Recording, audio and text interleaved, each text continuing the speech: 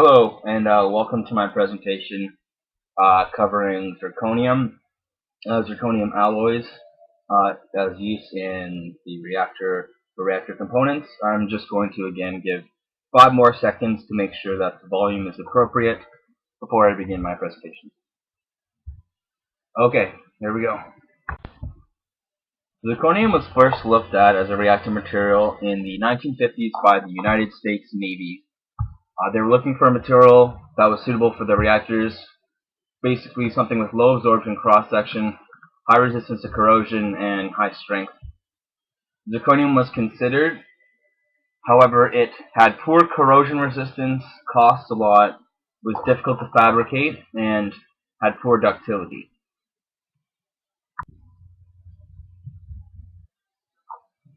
So just to go over a bit of this history timeline in the 1950s, actually before that, in 1943, there was only 0.05 kilograms, so 50 grams of zirconium in the entire United States. The process used to produce zirconium was the iodide process. Just for if you don't know what that is, this is a refined process in which metal, in our case zirconium, is combined with iodine vapor. This iodine is then exposed to high temperatures, evaporating and decomposing iodine, yielding a pure solid metal. You can see from this continuation into 48, 53, and 58 that the production rate increased and the price decreased over time. Also, to note, the absorption cross-section decreased dramatically in 1948. This is due to hydrogen fluoride impurities being removed. I believe in raw zirconium ore, it's around 1.5 to 2% is this impurity, and removing that dramatically decreased the absorption cross section. The Mark I core was made of zirconium, and the second Mark II core was actually made of a zirconium alloy. So moving ahead, they moved towards alloys, which will be discussed on the next slide.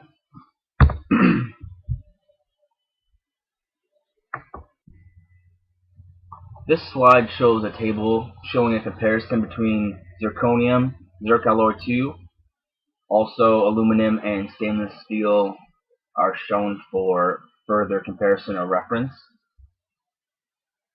Note the biggest difference between zirconium and Zircalloy 2, which will be discussed on the next slide. The biggest difference between the two middle columns is the strength properties towards the bottom of the table, the second half of the table. Notably the ultimate tensile yield and elongation percentage between zirconium and Zircalloy 2. I'll just leave this up here for a couple seconds so you can take a closer look.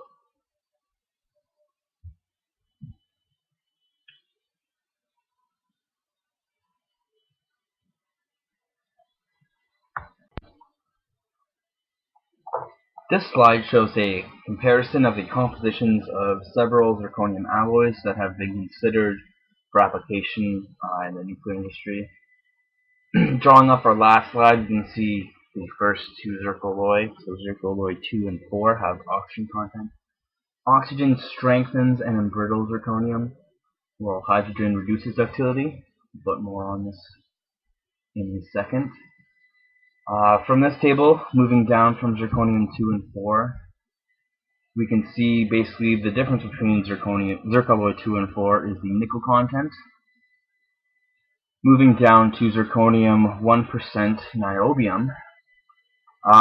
With this alloy, there was no advantages observed for shorter durations at lower temperatures. Wasn't extensively studied or used. However, we all know zirconium 2.5% niobium has been. Zircalloy is not affected negatively by oxygen alone. In fact, it has a positive benefit, but oxygen and neutron flux combined becomes a problem, especially for the niobium alloys. In deoxygenated environments, zirconium 2.5 niobium is far superior in terms of properties compared to Zircalloy in the long run, and this is again with a deoxygenated environment.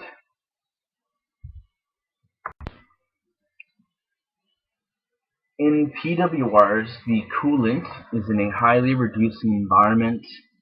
Hydroxide, hydrogen is present to keep oxygen levels under control limits. Boric acid is used for control. Radiation can accelerate corrosion by a factor of 10. Those are the difficult environments. In the BWR, oxygen levels can be controlled by adding hydrogen because it will all just boil away. The oxygen level is around 0.3 ppm in water and as high as 20 ppm in the steam. Zircaloy 4 is used in PWRs and BWRs as cladding and structural components. And Zircaloy 2 is used only in the BWRs as cladding. Zircaloy 4 has over half of the hydrogen pickup rate compared to zirconium 2. This hydrogen pickup is caused by the nickel content shown earlier, found that is in Zircaloy 2, but not 4. This is why Zirc 4 is used in PWRs instead of Zirc 2. And finally, CANDU, which we're all well aware of, so I'll make it brief.